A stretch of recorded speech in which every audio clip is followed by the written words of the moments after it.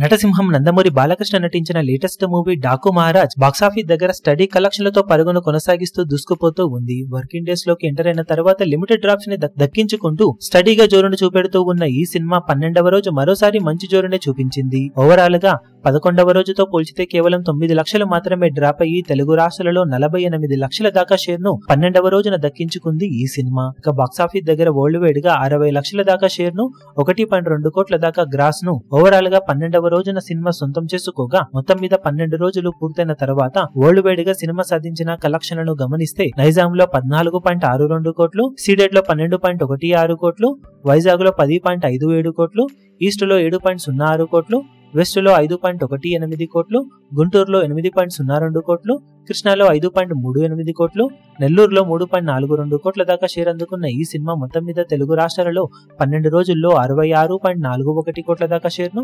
103.55 కోట్ల రేంజ్ లో గ్రాస్ ను వసూలు చేసింది.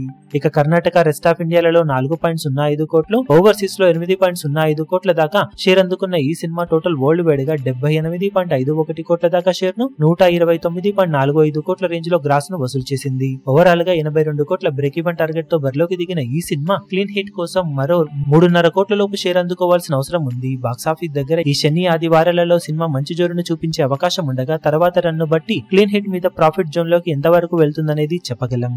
ఈ వీడియో మీకు నచ్చినట్లయితే లైక్ చేయండి, షేర్ చేయండి, ఛానల్ ను సబ్స్క్రైబ్ చేయడం మాత్రం మరవకండి. ఏ చిన్న అప్డేట్ ను మిస్ అవ్వకూడదు అనుకుంటే బెల్ ఐకాన్ ను ప్రెస్ చేయండి.